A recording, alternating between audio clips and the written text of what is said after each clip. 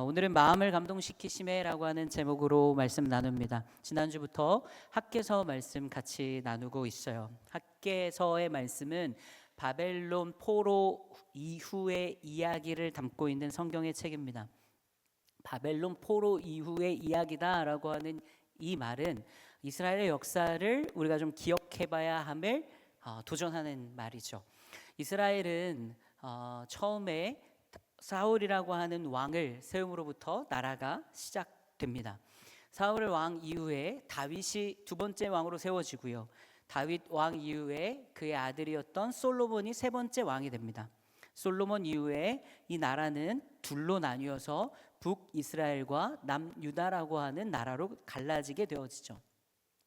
특별히 북이스라엘은 하나님 보시기에 악했어요. 하나님 보시기에 악한 왕들이 북이스라엘을 통치했습니다. 하나님 보시기에 악하였다라고 하는 것의 가장 큰 기준은 뭐였냐면 하나님을 하나님이 왕되시다라고 하는 것을 부정하였던 것이 가장 하나님 앞에서 악한 일이었죠. 그럼 누가 왕이었습니까? 내 자신이 왕, 내가 가지고 있는 힘이 왕, 내가 가지고 있는 능력이 왕, 내가 추구하고 쫓고 있는 내 삶의 목표나 소망이 내 인생과 내가 살아가는 삶의 나라의 왕이 되어지는 모습인 거죠. 여러분들도 여러분들의 마음과 생각과 삶을 주의 깊게 살펴보아야 합니다. 학개서 1장에서 우리가 지난주에 나눴던 것처럼 7절의 말씀이었죠. 만군의 여호와가 말하노니 너희는 자기 행위를 살펴라. 여러분들의 행위를 늘 살펴보아야 됩니다. 여러분들은 과연 북이스라엘을 하나님이 바라보셨던 그 하나님의 시선과 같이 내가 내 자신을 왕 삼고 살아가고 있지는 않은지 점검해 보아야 됩니다. 북이스라엘이 먼저 아수르라고 하는 제국에 722년에 멸망하게 되어집니다. 그리고 나서 남유다도 별거 없었습니다. 남유다도 별거 없이 100여 년을 훨씬 더 그 나라의 형태를 유지하고는 있었지만 남유다도 금방 바벨론이라고 하는 제국에 의해서 세 번의 침공을 받아 나라가 멸망하게 됩니다. 세 번째 침공이 이루어졌을 때 남유다로서 존재할 수 있는 가장 핵심적이었던 예루살렘 성전이 무너지게 되어지는 그런 일들을 마주하게 되어지죠. 그리고 많은 사람들이 포로로 끌려갑니다. 우리는 이때 포로로 끌려간 사람 중에 대표적으로 다니엘이라고 하는 사람을 기억하고 그 다니엘의 말씀을 작년에 처음부터 끝까지 열심히 배워나가 보았죠. 다니엘서를 통해서 우리가 배워본 하나님의 말씀을 통해 우리가 알게 되어진 것은 무엇이었냐면 아수르라고 하는 제국이 북이스라엘을 멸망시키고 그 제국이 가장 강한 힘을 영원히 소유하고 있을 줄 알았으나 금방 바벨론이라고 하는 제국이 아수르도 멸망하게 되고 또 그리고 누구보다도 강한 힘을 가지고 느부갓네살 왕이죠.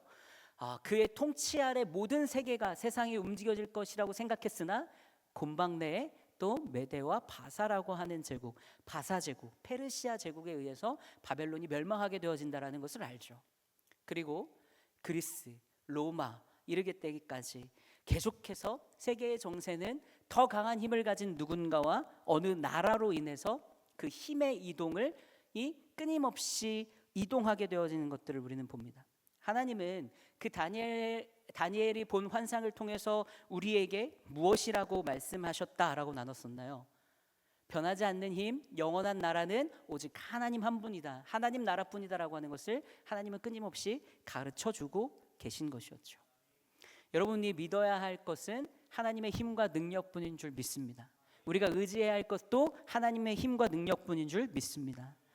바벨론이요 539년에 페르시아 제국에 의해서 멸망하게 됩니다. 그리고 나서 538년 1년 후에 페르시아의 고레스라고 하는 왕이 그 페르시아를 다스릴 때 칙령을 내립니다. 고레스 칙령이라고 불리는데 고레스가 어떤 명령을 내리냐면 포로로 수도 없이 많이 붙잡아온 사람들, 이스라엘 백성들만을 포로로 붙잡았던 건 아니죠. 페르시아가 제국을 이루고 있었기 때문에 수많은 민족과 나라들을 침략했고 빼앗았고 그들이 포로로 붙잡혀와 있었죠. 그 사람들을 다시 본국으로 돌려보내주는 일들을 명령하게 됩니다. 그래서 고레스 칙령에 따라서 이스라엘 사람들도 예루살렘으로 돌아올 수 있게 되어지는 첫 번째 포로 귀환 시대를 살아가는 포로 귀환 자들이 생겨나게 되어집니다. 이들이 예루살렘으로 돌아와서 536년에 처음으로 성전의 기초를 다시 세워나가는 일들을 합니다. 예루살렘으로 돌아와서 이들의 정체성이었던 그러니까 이스라엘 백성들을 나타낼 수 있는, 이들의 존재할 수 있는 그 모든 것은 사실 하나님과의 연결점 안에서만 찾을 수 있었으니까요. 그것을 잃어버리고 있지는 않았거든요. 그래서 돌아와서 성전의 기초를 놓습니다. 성전을 재건을 시작한 것이죠. 그런데 성전을 재건해 나가는 이 귀한 세대에게 이 성전을 지어가는 일이 굉장히 의미 있는 일이고 또 반드시 해야 하는 중요한 일이었음에도 불구하고 그 일을 잘 할 수는 없었다라는 거예요. 주변 민족의 방해가 굉장히 심했고요. 이때 가장 많이 예루살렘 성전을 재건하는 일을 반대했던 것이 바로 사마리아 사람들이었죠. 북이스라엘의 사람들. 그리고 현실적인 어려움이 그들에게 너무나도 많이 존재했어요. 수십 년간 나라를 잃은 채 그리고 본국에서 떠나서 살아갔던 사람들이 디아스포라 다시 돌아와서 다 황폐해진 땅 위에 성전을 재건해 나간다라고 하는 그 일 자체가 너무나도 막연하고 막막한 일이었다라는 거예요. 성전을 짓는 일만 하면 다른 많은 것들이 보장되어진다라고 한다고 하면 그 일을 열심을 내서 해볼 수도 있었을 텐데, 그런데 문제는 뭐였냐면 성전을 짓기에도 급급하게 내 삶의 준비가 제대로 안 되어져 있었던 게 더 큰 문제였던 거죠. 집도 제대로 없고요. 먹고 살 문제도 제대로 해결되지 않고요. 그리고 수많은 방해도 있고요. 그리고 실제로 고레스가 칙령을 내려서 그들이 돌아와서 그 일들을 하고 있지만 수많은 정치적인 압박과 문제들이 여전히 그들은 포로였잖아요. 그들이 나라가 해방된 건 아니었잖아요. 그 시기를 살아가면서 어려웠다라는 겁니다. 그래서 결국에 성전을 짓는 이 일이 536년에 기초를 놓았으나 곧바로 멈추게 되어져요. 어떤 일도 제대로 하지 못하고 중단이 되어지게 되어져. 그리고 나서 16년이 지난 520년이 되어졌을 때 이제 오늘 우리가 보는 학계 선지자를 통해서 하나님이 이 성전을 재건해 가시는 말씀을 우리는 보게 되는 겁니다. 특별히 학계 말씀의 1장 부분의 초반절들을 시작하면서 우리가 함께 나누었었던 말씀 중에 기억하고 싶은 한 가지는 1절의 말씀인데요. 여러분 성경 펴고 계시죠? 다리오 왕 제2년 여섯째 달 곧 그 달 초하루에 여호와의 말씀이 선지자 학계로 말미암아 스알디엘 아들 유다 총독 스룹바벨과 여호사닥의 아들 대제사장 여호수아에게 임하니라 이르시되 라고 1절 말씀인데, 여기 1절 말씀 가운데서 우리가 지난주에 어떤 부분을 나눴냐면 여호와의 말씀이 선지자 학계로 말미암아 라고 하는 부분에 여호와의 말씀이라고 하는 것이죠. 드바르 아도나이, 하나님의 말씀이 학계에게 임했다라고 하는 것을 우리가 같이 주목해서 나눴어요. 그런데 이 드바르 아도나이, 하나님의 말씀이라고 하는 이 드바르라고 하는 게 무슨 뜻이었냐면 단순한 정보 전달을 얘기하는 것이 아니라 어떠한 사건을 일으킬 만큼의 힘을 가지고 있는 역동적인 움직이는 선언을 말한다라고 했죠. 현실을 뒤바꾸고 현실을 움직여낼 수 있는 그런 힘이 있는 말씀이라는 거예요. 하나님은 우리에게 삶을 뒤흔드는 하나님의 개입하심으로 우리의 삶을 이끌어 가시고 교정하신다라고 하는 사실인 거죠. 그럼 지금 이스라엘 백성들이 어느 때였는데요? 어떤 모습으로 살고 있었는데요? 성경이 분명하게 얘기해요. 다리오 왕 때라는 거예요.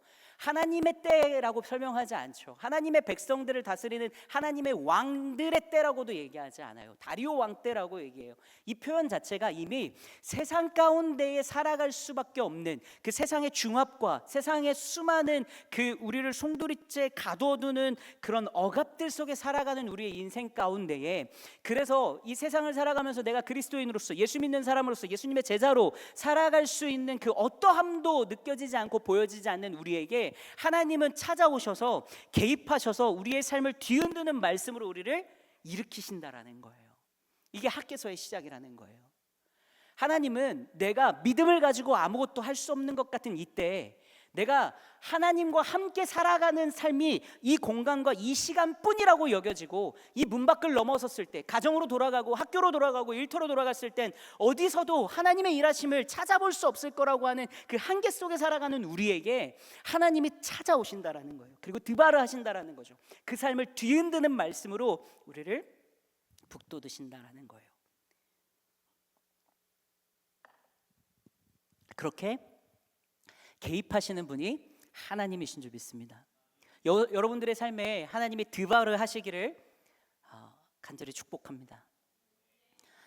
여러분들이 아무것도 할 수 없다라고 느껴지는 그 삶의 자리에 하나님이 드바를 하셔서 여러분들의 삶에 개입하셔서 여러분들의 삶을 뒤흔드셔서 하나님과 함께 살아가는 삶으로, 하나님이 일하시는 삶으로 여러분들의 삶의 자리를 거뜬히 살아낼 수 있게 되기를 간절히 바라요. 그리고 나서 하나님이 그 이제 포로 귀한 세대에게 다시 성전을 건축하도록 도전하죠. 그런데 그 성전을 건축하도록 도전하는 하나님의 말씀 가운데에 하나님은 분명히 꼬집어야 할 이 귀한 세대의 연약함도 짚으세요. 4절 말씀이었죠. 판벽한 집을 세우느라고 너희들은 하나님의 성전을 다시 짓는 것은 지금의 때가 아니라고 말하고 있지 않냐라고 하나님이 꼬집죠. 그들의 마음을. 판벽한 집이 무엇이었어요? 백향목을 가지고 지은 집, 인테리어 하고 있는 겁니다. 고급 인테리어를 하느라고 자기 집은 얼마나 돌아와서 이제 다시 포로로 붙잡혀갈 일들이 없다라고 느껴지겠죠. 그리고 이제 여기서 터를 잡고 살아야 된다라고 생각하겠죠. 그러니 그곳에서 여러분들이 얼마나 그 삶의 자리를 잘 갈고 닦고 싶겠어요. 내가 이걸 얼마나 잘 해보고 싶겠어요. 청년의 때라고 하나님이 선물해 주신 이 때를 살아가면서 여러분들이 이 삶의 시간과 이 삶의 공간과 삶의 모든 것들을 얼마나 잘 가꾸고 싶어 하십니까? 대충 살려고 하는 친구들도 있죠. 그렇게 살지 마세요. 근데 너무나도 내 마음대로 내 뜻대로 잘 갖추고 살고 싶어 하는 것도 여러분 거두세요. 제일 중요한 것은 하나님이 무엇을 꼬집냐면 하나님을 찾는 일이 우선이라는 거예요. 하나님과의 관계를 온전히 하고 먼저 하고 새롭게 하는 것이 더 중요하다라고 하나님은 가르쳐주고 계시는 거죠. 자기를 쫓느라고 하나님을 밀어두는 일, 그런 모습으로 살아가는 삶, 이것을 하나님이 꼬집고 계세요. 핑계가 많은 우리의 삶을 하나님은 꼬집으시죠. 타협이 많은 우리의 삶을 하나님은 점검하시죠. 그리고 빛 비추시고 조명하고 교정해 나가는 겁니다. 지금 우리가 이 때에 대해서도 말씀 나누지 않았습니까? 청년의 때를 살면서, 대학생의 때를 살 때, 아니요, 지금 입시생의 살을 딸 때, 취업 준비생의 때를 살 때, 결혼 준비생으로 살아가야 될 때, 수많은 우리 안에 놓여져 있는 여러 가지 때들이 있죠. 경제적인 문제 앞에서 어떻게 살아가야 되는지, 거기에서 얼마나 내가 급급해야 되는지, 실력의 문제 앞에서 어떻게 해야 되는지, 성과의 문제 앞에서 어때야 되는지, 관계의 문제 앞에서 어때야 되는지를 고민하면서 그 안에서 갇혀 살아가는 우리에게 하나님은 우리의 우선순위를 새롭게 하시죠. 하나님과의 관계를 먼저 점검하고 돌보고 우리의 마음속에 하나님의 성전을 먼저 세워가는 일들을 도전해요. 지난주에 다 나누지 못했지만 8절 말씀을 보면요, 이렇게 얘기합니다. 너희는 산에 올라가서 나무를 가져다가 성전을 건축하라라고 얘기해요. 하나님의 성전이 처음 예루살렘 성전이 지어졌을 때는 다윗이 하나님의 성전을 너무 짓고 싶어서 세상에서 온갖 좋은 것들이라고 하는 모든 재료들은 다 모아다가 다 준비해놨어요. 그리고 그 재료들을 가장 알맞고 가장 멋있고 훌륭하게 지을 수 있는 사람들도 다 준비해놨어요. 그리고 그의 아들이었던 솔로몬이 예루살렘 성전을 짓게 되어지죠. 그게 첫 번째 예루살렘 성전입니다. 이 성전이 얼마나 어마어마하고 아름다운지 저도 보고 싶은데 우리는 아무도 볼 수는 없죠. 없어졌으니까요. 그런데 그것이 참 대단했다고 합니다. 그 성전이 무너지고 난 이후에 바벨론 3차 침공 때 무너진 겁니다. 그리고 그렇게 무너지고 난 이후에 이제 성전을 다시 재건해 나가야 되는데 그런 백향목을 구할 수 있습니까? 이들은 포로인데요. 포로로 돌아온 지 얼마 안 됐는데요. 이들이 살아가는 삶의 땅은 황폐한데요. 그들의 주변 안에서 어떤 좋은 재료를 구할 수 있었겠습니까? 그 일을 잘할 수 있는 사람을 어떻게 찾아와서 불러와서 그 사람들을 쓸 수 있었겠습니까? 모든 것들이 다 불가능했죠. 그러니까 그냥 당장에 눈에 보이는 산에 올라가서 나무라도 꺾어다가 성전을 지으라는 말씀인가? 아니에요. 하나님은 이 8절 말씀을 통해서 포로 귀환하여 이 성전을 재건해야 되는 이스라엘 백성들에게 대충 성전을 그냥 구색이라도 갖춰 라고 도전하고 있던 게 아니라는 거예요.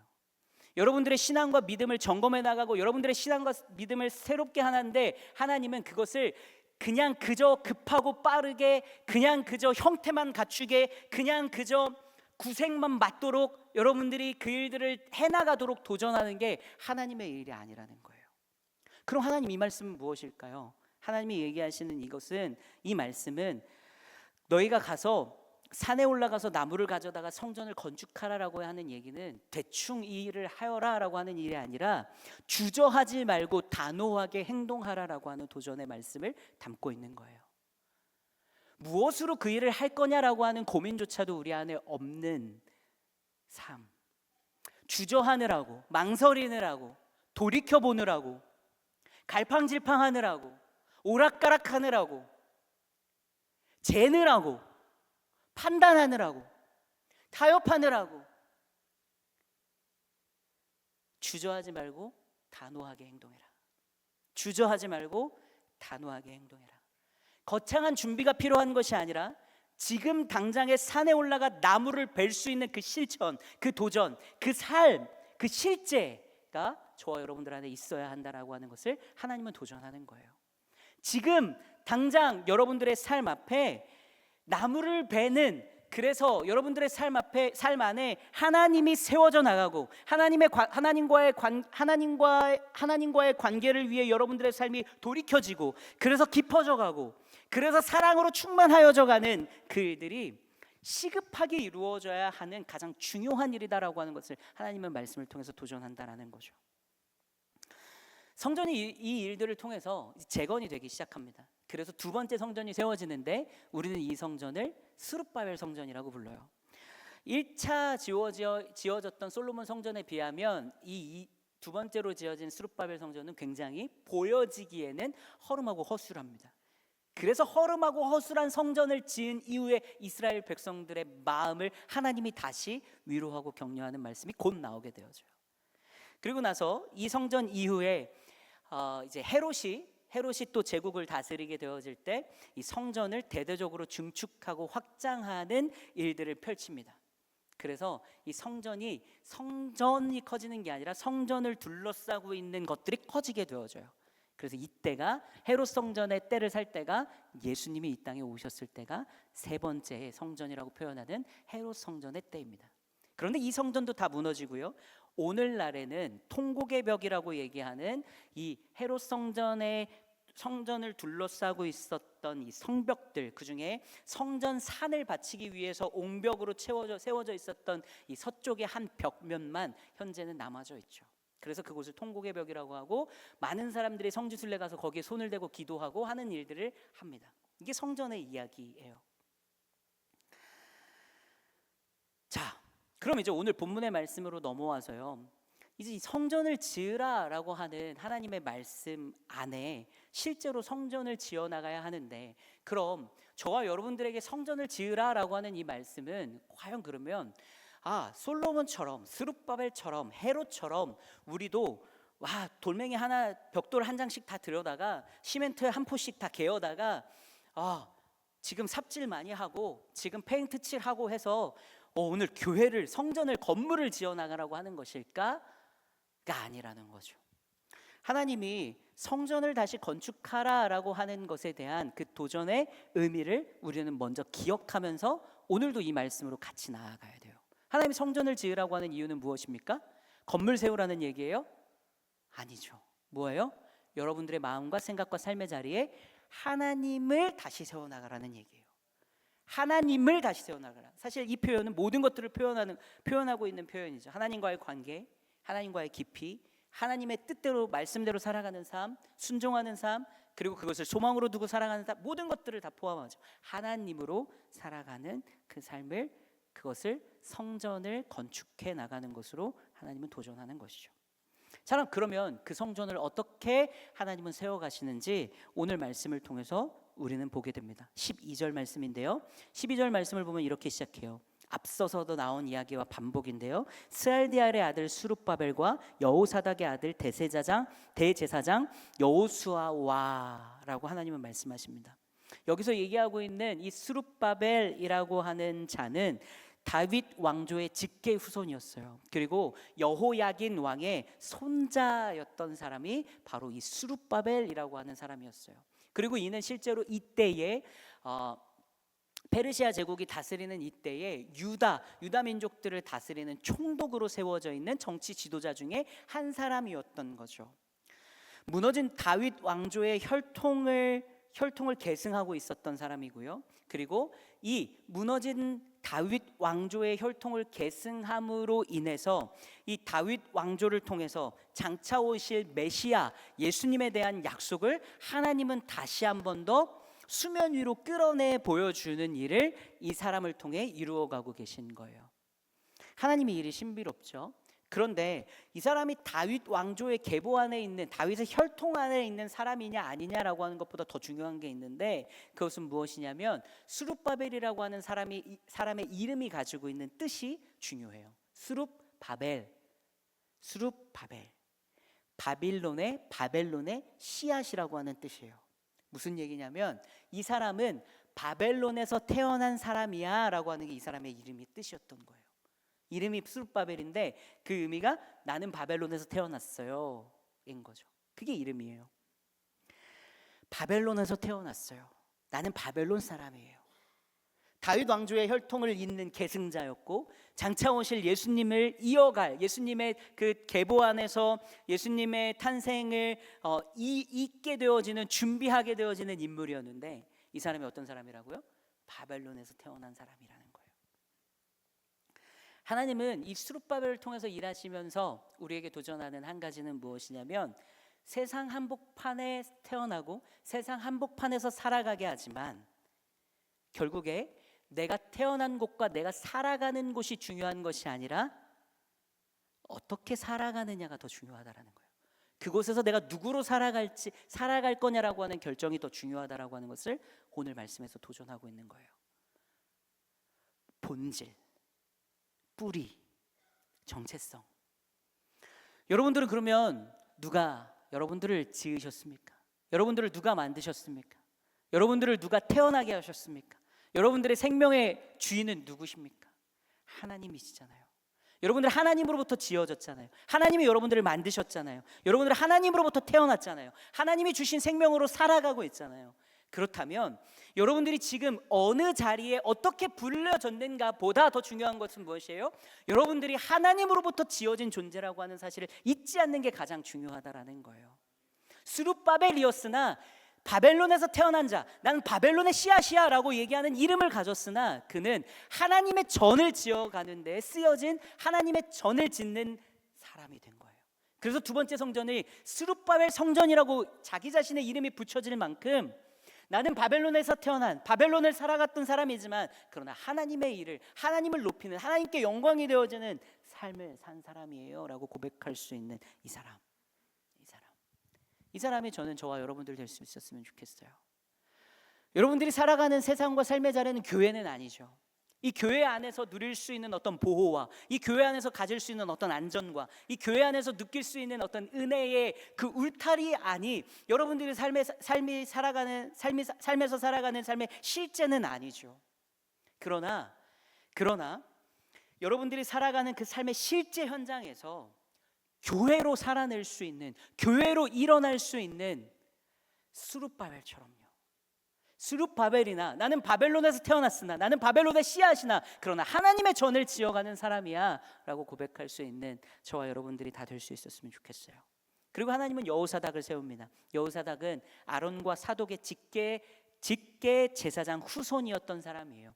그래서 끊어졌던 이스라엘 백성들 가운데에, 이 유대 민족들 가운데에 끊어졌던 성전 제사와 다시 예배를 회복하는 책임을 지고 있었던 인물이었던 거예요. 그래서 하나님은 성전을 재건해 나가는데 학계를 통해서 말씀하셔서 스룹바벨이라고 하는 사람, 행정적이고 정치적이고 리더십을 가지고 있는, 리더십을 발휘할 수 있는 사람을 통해서 국책 사업의 실무를 이끌어가고요. 이건 나라의 사업 아닙니까? 제국의 또 그 통치 안에서 이루어가야 되는 일 아닙니까? 그러니 그 일에 중재를 할 수 있는 정치 지도자가 얼마나 중요했는데요. 그래서 스룹바벨이 그 일에 쓰여지는 겁니다. 여호수아는 백성들의 죄를 씻고요, 또 예배를 회복하고요, 이 일에 영적인 정당성과 거룩함을 세워나가고 그것을 통해서 이 일들을 잘 해나갈 수 있도록 돕는 역할들을 이 여호수아가 함으로 인해서 이 일들이 이루어질 수 있게 된 거예요. 하나님은요, 오늘 우리가 12절 말씀을 통해서 보는 것처럼 이 스룹바벨과 여호수아를 통해서 무엇을 얘기하시냐면 사회적인 삶과 영적인 삶 모두가 균형 있게 성전 재건에 동참되어져야 한다라고 하는 것을 우리에게 가르쳐주고 있는 거예요. 믿음을 가지고 살아가면서 우리가 갖게 되어지는 큰 착각 중에 하나가 무엇이냐면 하나님의 일은 특정한 사람 누군가만 할 수 있는 일이야 라고 생각하는 경우예요. 하나님, 예를 들면 이런 거죠. 공동체 안에서는 팀장들이 하는 일이야, 회장이 해야 돼, 셀장이 하는 일이지. 나는 그냥 아직 그냥 셀원인데 나는 그 정도는 안 해도 되지. 하나님의 일은 공동체 안에서 공동체를 통해서 이루어가는 그 하나님의 큰 역사는 큰 역사를 감당할 만한 사람들만 하는 일이야. 착각. 또 하나의 큰 착각은 무슨 일이 있냐면 하나님의 일하면 청년의 때에 하나님께 헌신하면 하나님께 삶을 드리면 청년의 때 망해. 망한 청년의 인생 되는 거야.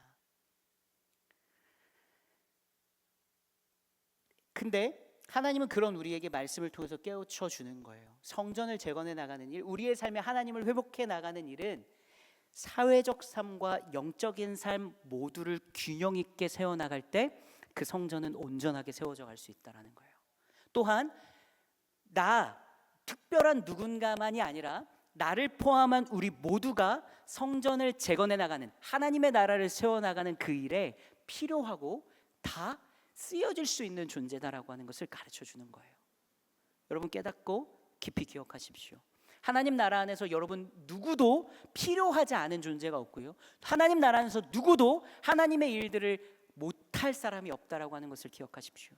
그리고 하나님은 우리의 삶에서 여러분들이 살아가야 되는 사회적 삶과 또 영적인 삶 모든 것을 균형 있고 건강하게 새롭게 하시는 분이라고 하는 것을 기억하십시오. 여러분들이 교회 일에만 충성하고 사회적 삶은 배제하는 일은 여러분 틀렸다라는 거예요. 사회적 삶에만 충실하고 영적인 삶을 배제하면서 살아가는 것도 틀렸다라는 거예요.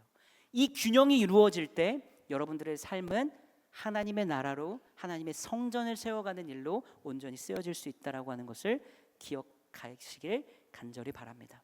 또 한 번 오늘의 말씀에서요 1절에서 드바라라고 얘기했던 것처럼 12절 말씀에서 하나님이 말씀하시는 말씀을 잘 들었다, 그리고 12절 후반절에 가면 그리고 경외했다라고 말씀은 이야기합니다.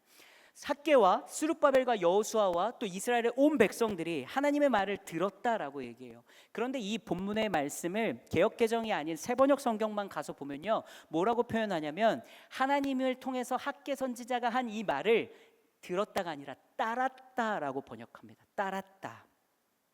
곧 이 들었다, 청종한다라고 하는 표현은 무슨 얘기냐면 원어적으로 보면 더 쉬운데요, 듣는 것만이 끝이는 것이 아니라 듣고 순종하였다라고 하는 것이 이 들었다라고 하는 단어인 거예요. 그러니 하나님이 말씀하시는 그 말씀, 우리의 삶을 새롭게 하고 교정해가고, 그래서 우리의 삶 안에서 하나님의 성전을 세워나가겠다, 세워나가신다라고 하는 그 말을 듣는 것에만 그치는 것이 아니라 듣고 그대로 순종하여 행하는 것이 잘 듣는 것이라고 하는 것을 여러분들이 기억하셔야 됩니다. 여러분 성전을 재건해라고 말씀하시는 그 하나님의 말씀을 이스라엘 백성들이 들었을 때요 얼마나 찔렸겠어요. 자기 자신들은 완벽한 집 짓고 있었잖아요. 자기 자신들은 16년 동안이나 미루고 있었잖아요. 어영부영하면서 지내고 있었잖아요. 그러니 얼마나 찔리고 얼마나 부끄럽고 얼마나 그 앞에서 변명하고 싶었겠어요. 그런데 그런 말 하지 않습니다. 이스라엘 백성들이 들었다, 듣고 순종했다라는 거예요. 듣고 하나님이 말씀하여 주신 말씀대로 삶을 고쳐 먹었다라는 겁니다. 그러니 그들의 삶에서 나왔던 삶의 결과가 뭐예요? 경외함이었다라고 얘기합니다. 저는 이 경외함을 오늘 여러분들과 나누고 싶은 이 경외함의 의미를 이렇게 표현하고 싶어요. 방향을 돌이키는 것. 생각의 방향, 삶의 방향, 사랑의 방향을 돌이키는 것. 그것이 경외함. 어디로요? 하나님께로 생각의 방향을 돌이키고요, 하나님께로 삶의 방향을 돌이키고요, 하나님을 사랑하는 마음으로 사랑의 방향을 돌이키는 것. 그것이 우리 안에서 이루어져가는, 열매 맺어가는 경외함이다. 내 삶이 하나님이 우선순위 되어지는 삶으로 교정되어지는 것, 그것이 경외함이다. 그래서 우리가 하나님의 말씀을 잘 들어 우리 삶 안에 이 경외가 열매 맺어지게 될 수 있기를 간절히 바랍니다. 오늘 말씀의 제목이었죠. 이제 14절로 넘어가 볼까요? 14절에서 여호와께서 스왈디엘의 아들 유다 총독 스룹바벨의 마음과 여호사닥의 아들 대제사장 여호수아와 남은 모든 백성의 마음을 감동시켰다라고 얘기합니다. 이 감동시켰다라고 하는 말은요, 여러분들에게 여러분들이 살아가면서 언제 감동받아요? 누군가 내가 퇴근하고 집에 왔는데 문을 딱 열었는데 그 고슬고슬하고 아주 달콤한 쌀밥 냄새가 막 나는 거예요. 칙칙칙칙칙. 근데 거기에 제육볶음 냄새까지 딱 있어. 와, 대박. 엄마한테 감동받죠. 또 어떠세요? 언제 감동받으세요? 남자친구 여자친구가 좋은 선물 해주면 감동받죠. 받아요. 좋은 이벤트 하면 막 감동받지 않습니까? 그럼 하나님이 이 학개와 스룹바벨과 여호수아와 남아있는 이 모든 백성들을 감동시켜 주셨다는 게 그들의 마음을 설레게 하고 그들의 마음 안에 어떤 좋은 감정들을 심어주는 그 일들을 한 것처럼 느껴지잖아요. 근데 전혀 사실은 그런 의미를 가지고 있지 않아요. 이 마음을 감동시키다에서의 감동인 이 언어는 어떤 뜻을 가지고 있냐면 이런 의미예요. 전혀 다르죠. 막 감동시키다면 막 이런 것 같은데 이게 아니라 흔들어 깨우다, 일으키다, 일으키시다, 흔들어 깨우다. 하나님은요, 학개와 스룹바벨과 여호수아와 남아있는 모든 이스라엘 백성들의 마음을요 붙잡아 흔들어 깨우시는 거예요. 붙잡아 일으키시는 거예요. 잠들어 있는 영혼을요 흔들어서 깨우시는 하나님의 능력을, 하나님의 일하심을 오늘 말씀은 이야기하고 있는 거예요. 여러분들이 예배드리지만, 여러분들이 이 말씀을 듣지만, 여러분들이 이 시간에 또 기도할 거지만, 그런데 삶의 자리로 돌아가면 또 잠들어 있는 것처럼 살아가는 그 여러분들에게 하나님이 찾아오셔서요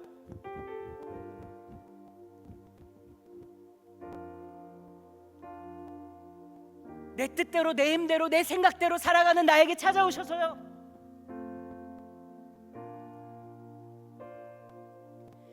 여러분들이 의지를 갖고요, 여러분들이 수많은 결단으로 살아가지만 그러나 끊임없이 찾아오는 그 무기력 앞에 늘 좌절하고 실망하고 낙심하고 엎드려 주저앉아 있는 그런 나를 찾아와서요 하나님은 또다시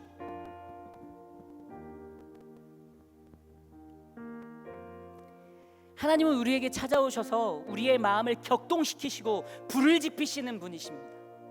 하나님은 잠들어 있는 우리의 영혼을 흔들어 깨워서 일으키시는 분이에요. 자, 중요한 것은 이거예요. 뭐냐면 그렇게 흔들어 깨워서 이 땅에서 이 한 사람 한 사람 잘 써먹어야지? 아니에요. 이 땅에서 나를 위해 충성하게 해서 나한테 헌금 많이 하게 하고 교회에서 일 많이 시켜야지? 아니에요. 여러분, 하나님은 그러신 분이 아니에요. 하나님이 우리를 부르시는 부르심의 자리가 그런 자리가 아니에요. 하나님은 우리를 흔들어 깨우시는데, 하나님 우리를 흔들어 깨우셔서 하고 싶은 것은 단 한 가지예요. 뭐냐면 우리의 사랑의 마음을 돌이켜 우리가 하나님과 그 사랑의 품 안에 살아가는 것. 나를 사랑하자. 나와 사랑하자. 내 사랑 안에 살아라. 내 사랑 안에 살아라. 내 사랑 안에 살아라. 그 사랑 안에 살아갈 수 있도록 하나님은 오늘도 우리에게 찾아와 힘을 다해 흔들어 깨우고 계신 거예요. 지난주에 우리는요 우리 교회 생일을 맞았고요, 또 하나로는 교회력으로 성령 강림절을 맞았습니다.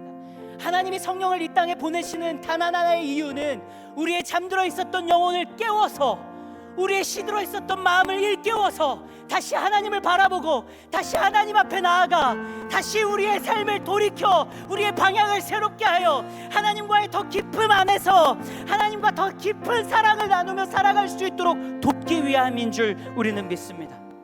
무감각하여져 있는 우리의 마음, 다 굳어져 있는 우리의 마음을 다시 부드러운 마음으로, 다시 살아있는 마음으로 바꾸셔서 우리와 함께 사랑하시기 위해 하나님은 오늘도 우리를 마음을 감동시키시는, 흔들어 깨우시는 분이라는 거예요. 그러니 여러분, 오늘 이 시간 찬양하고 기도할 때 여러분들에게 찾아와서 여러분들의 마음을 마구 뒤흔드실 거예요.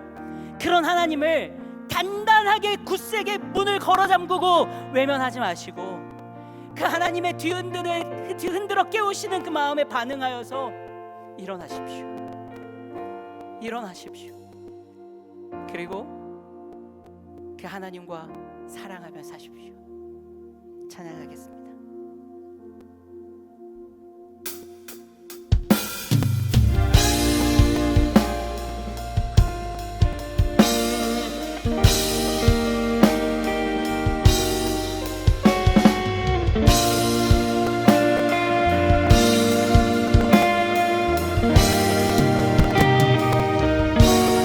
교회여 일어나라. 주께서 부르시니 두려움과 실패는 내려놓고요. 교회 되신 여러분 일어나십시오. 교회여 일어나라. 주께서 보내시니 우릴 부르신 삶의 자리에서 교회여 일어나라. 우리 한 번 더 고백합시다. 교회여 일어나라. 교회여 일어나라. 주께서 부르십니다. 주께서 부르시니 여러분들의 삶을 지배하고 있었던 그 모든 두려움과 실패는 이제 내려놓고요. 교회여 일어나라. 교회여 교회여 일어나라. 주님께서 여러분을 보내십니다. 주께서 보내시니 우리를 부르신 그 삶의 자리에서 삶의 자리에서 우리가 다 함께 일어납시다. 교회여 일어나라. 우린 세상의 빛 어둠을 밝히는 하나님의 편지 들고 주를 나타내는 교회를 통해서요. 교회된 여러분들을 통해서요. 세상의 하나님을 바라보게 될 거예요. 그러니 일어나십시오. 일어나라. 아버지 사랑으로 아버지 능력으로 서로 하나 되어 그 빛을 비추라. 노래하라. 아버지의 사랑을 아버지의 크심을 이 삶의 노래로 주님을 나타내라. 교회여 일어나라. 주께서 부르시니 두려움과 실패는 두려움과 실패 내려놓고 교회여 일어나라. 교회여 일어나라. 교회여 일어나라. 주께서 보내시니 우리를 부르신 우릴 부르신 삶의 자리에서 교회여 일어나라. 여러분 기억하십시오. 여러분은 세상의 빛입니다. 어둠을 밝히는요 하나님의 편지고요. 주를 나타내 여러분들을 통해서요. 우릴 통해 세상이 주를 보리라. 일어나라. 아버지 사랑으로 아버지 능력으로 서로 하나 되어 그 빛을 비추라. 노래하라. 아버지의 사랑을 아버지의 크심을요. 아버지의 크심을 우리의 이 삶의 노래로 주님을 나타내십시오. 나타내라. 일어나라. 아버지 사랑으로 예수님 우리가 아버지 사랑과 능력으로 아버지 능력으로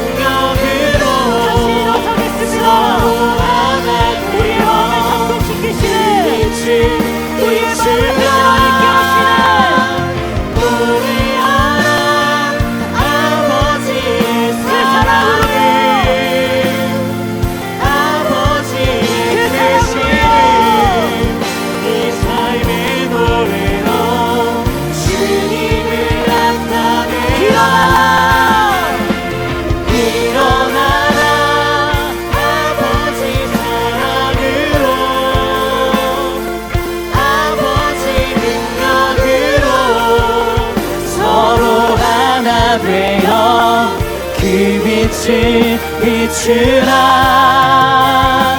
노래하라 아버지의 사랑을, 아버지의 크심을 이 삶의 노래로. 이 시간 우리가 함께 기도하는데 하나님의 사랑과 능력으로만 우리가 다시 일어나게 하여 주십시오. 다시 일어나 하나님을 다시 사랑하며 하나님의 그 사랑을 노래하며 우리의 삶의 노래로 이 땅 가운데에 하나님의 사랑을 전하고 나누며 나아갈 수 있는 우리 모두가 될 수 있도록 인도하여 주시옵소서. 그렇게 주님의 이름 한번 부르고 기도하며 나아갑니다. 함께 기도하겠습니다. 주여!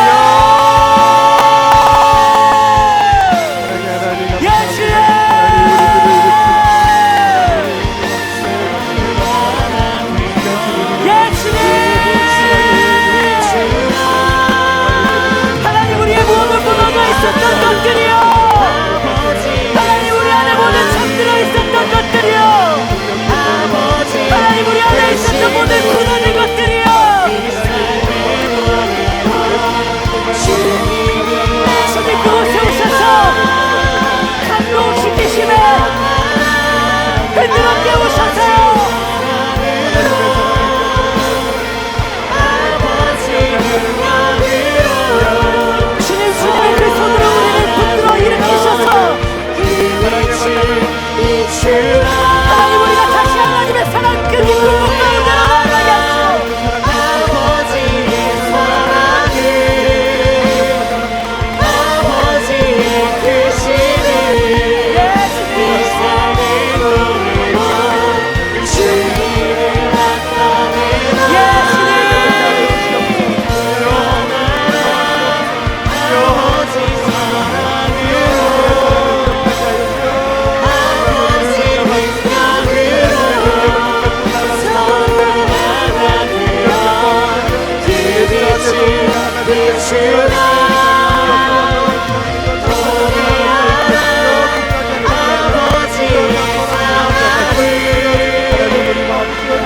아버지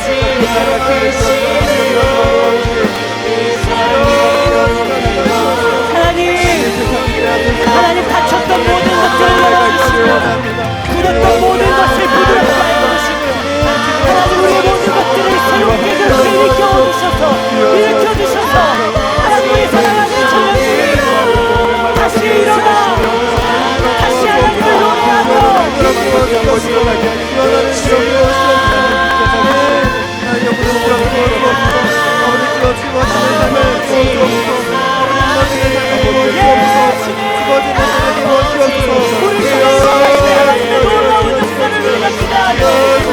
우리를 감동케 하시는 그 하나님을 붙잡으며 하나님께로 돌아갑니다. 아버지 사랑을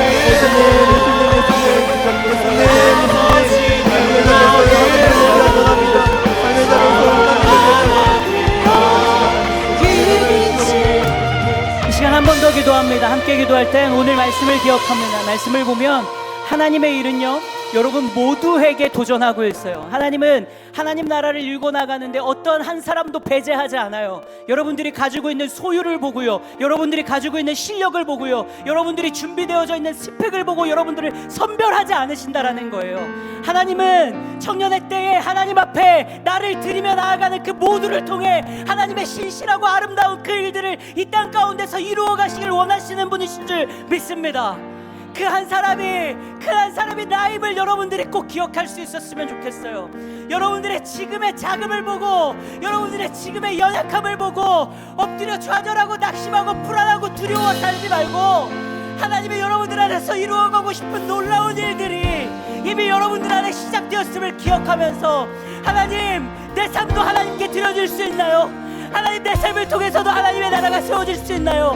하나님, 이렇게 작고 연약한데요, 하나님 이렇게 실수가 많고 실패가 많은 나를 통해서도 하나님 하실 수 있나요? 하나님 앞에서 하실 수 있을 줄 믿어요. 그래서 내 삶을 하나님께 드릴게요. 하나님 받아주세요. 나를 통해서 하나님의 일들을 이루어가 주세요. 나를 통해서 하나님의 성전이 이 땅 가운데 아름답게 세워져 갈 수 있도록 사용해 주세요. 그리고 하나님 하나님 함께에게 스룹바벨을 붙여주시고 여호수아를 붙여주시고 남은 백성들을 하나로 하겠던 것처럼 하나님 내 삶에도 스룹바벨 보내주시고 여호수아 보내주시고 마음을 함께할 수 있는 수많은 남은 백성들을 보내주셔서 한마음 한뜻으로 함께 하나님의 나라를 이 땅과 이 시대 가운데에 세워갈 수 있도록 도와주시옵소서. 내가 그 일에 동참하며 내가 그 일에 쓰여지는 한 사람이 될 수 있도록 도와주시옵소서. 이 시간 그렇게 같이 한 번 더 주님의 이름 부르며 함께 기도하며 나아갑니다. 기도하겠습니다.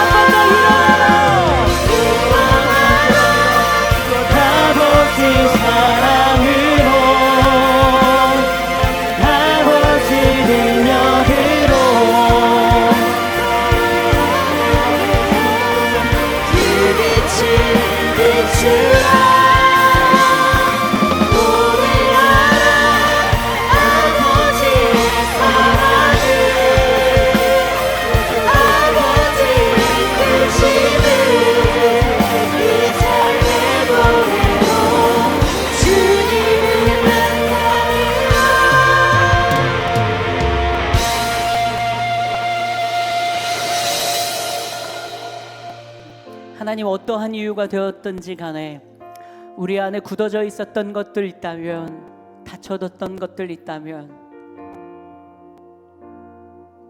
무너져 흔적만 남아진 것들 있다면 그곳에 오셔서 흔들어 깨워주셔서 마음을 감동하여 주셔서 하나님 우리를 일으켜 주십시오. 내 힘과 의지로 결단으로 내가 가진 능력으로는 하나님 그 일을 불가능함을 고백합니다. 우리 안에 오신 성령님, 우리 안에서 우리를 도와주셔서 우리가 다시 그 하나님의 북돋게 하시는 힘과 능력으로 말미암아 일어나 하나님의 성전을 아름답게 세워나가는 귀하고 복된 청년들 다 될 수 있도록 축복하여 주시옵소서. 하나님 우리를 부르심의 삶의 자리도 경건하고 거룩하게 가꾸어 나가며 하나님 내 내면의 영적인 삶도 하나님 온전하고 바르게 정돈하며 교정하며 나아갈 수 있는 우리 사랑하는 청년들의 삶이 다 될 수 있도록 축복하여 주시옵소서. 무엇보다 하나님, 나도 하나님께 부름받았고 나도 하나님의 나라를 세워가는 한 사람임을 기억하고 우리 모두가 하나 되어질 때 온전하고 완전한 하나님의 나라를 이루어갈 수 있음을 잃어버리지 않고 협력하는 일, 마음을 합치는 일, 함께하는 일 잘해 나갈 수 있는 우리 공동체가 될 수 있도록 축복하여 주시옵소서. 이제는 우리 주 예수 그리스도의 은혜와 하나님의 크신 사랑과 성령님의 교통하심이 우리 사랑하는 청년들과 이들의 삶의 자리와 또 그리고 이 나라와 민족 위에 영원히 함께 하시기를 간절히 축원합니다. 아멘.